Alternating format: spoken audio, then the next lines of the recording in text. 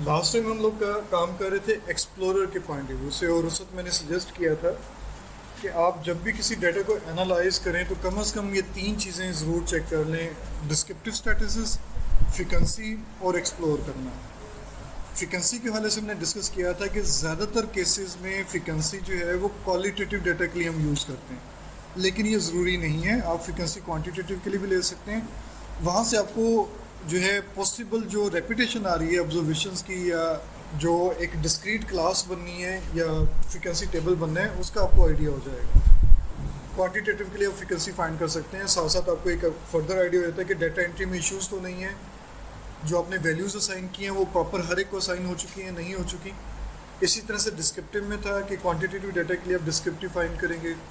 Explore के लिए भी हमने डिस्कस किया था कि आप क्वांटिटेटिव डाटा के लिए यानी रेशो या इंटरवल वेरिएबल के लिए आप एक्सप्लोर की ऑप्शन यूज़ करेंगे। वो आपको नॉर्मेलिटी के हवाले से भी गाइड करेगा सॉफ्टवेयर, यानी सॉफ्टवेयर डायरेक्टली तो गाइड नहीं करेगा, आपको स्टैटिस्टिक्स या ग्राफ बना कर दे देगा।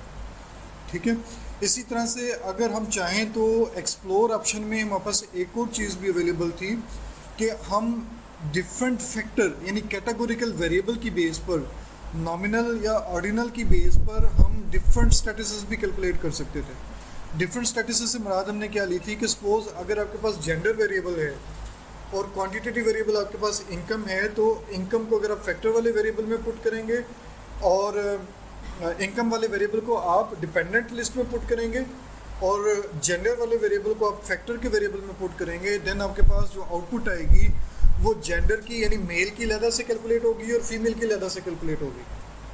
यहाँ पे एक और पॉइंट इंपॉर्टेंट बनता है कि अगर आपको for example descriptive statistics find करनी है या आपने नॉर्मेलिटी चेक करनी है मेल और फीमेल की, तो बाज़ लोग अक्सर ये किया करते थे पहले कि मेल का डाटा अलहदा एंटर किया और फीमेल का डाटा अलहदा एंटर किया, यानी डाटा को सॉर्ट आउट कर लिया, मेल का डाटा कॉपी करके अलहदा फाइल बना ली और फीमेल की अलहदा से फाइल बना ली।